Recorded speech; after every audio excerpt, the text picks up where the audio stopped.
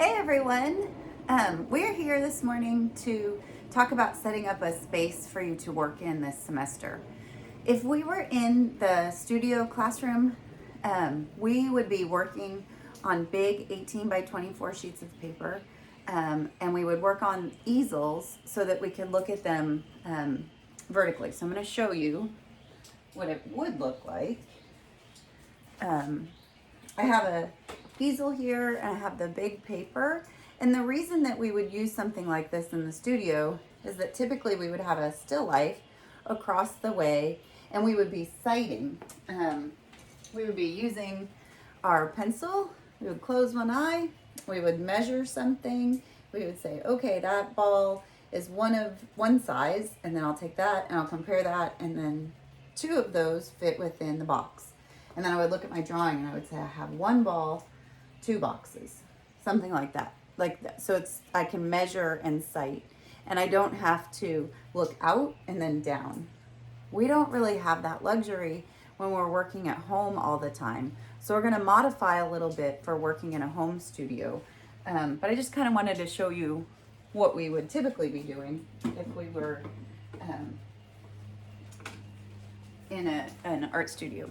Okay, so hopefully you've ordered all of your supplies by now, but I have a list. I'll post this, but I just kind of wanted to talk through it. So creating a place to work or having a studio space that's dedicated is pretty important, and it makes it more fun if you're not like fighting through extra stuff. So for a small studio space at home, one of the most important things is that you have a surface to work on. And I recommend for while we're working in this environment to have a flat space that you can work on. We're going to be using this sketchbook and a smaller surface to be working on at home so that we can handle it.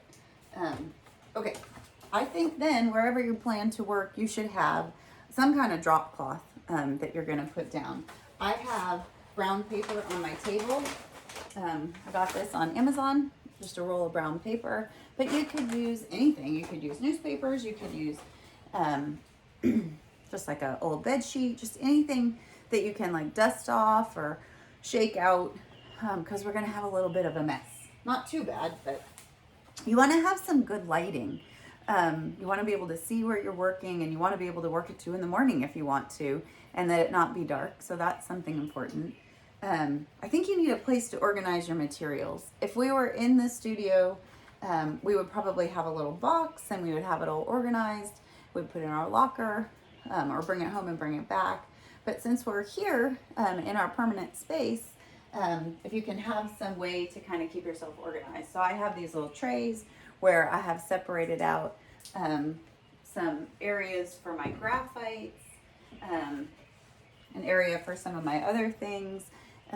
Sometimes these little chamois that we're going to use are going to get really dirty, or our erasers will get yucky.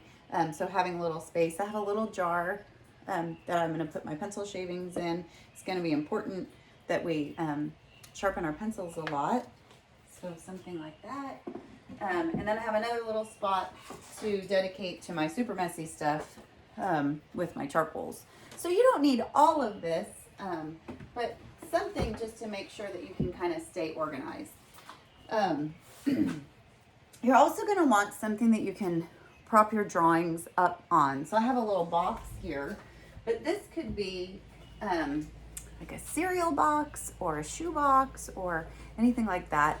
And the reason for this is that often if we're drawing down, we still also might want to prop it up so that we can see if things are working correctly. They get really distorted when they're laying out horizontal. So if we can pop it up vertical, then we can have a better sense if things are sitting properly in space.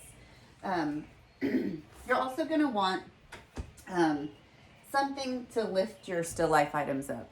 You'll have to collect little still life items, and I'm thinking it'll be things like soup cans or coffee mugs or apples and green peppers and so forth.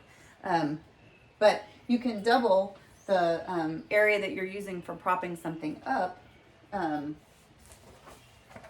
like so, or if you can find a way to do both, that would be great. Not that you need that right away. I'll kind of help you through that as we get to these different sections.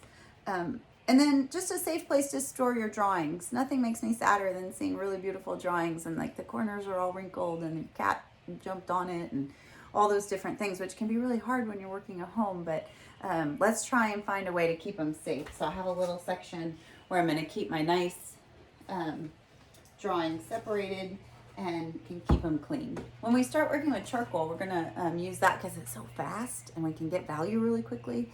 They can be pretty messy. So we try to keep it limited while we're in our home studios, but you'll want a place to kind of keep them safe. So I think that's it.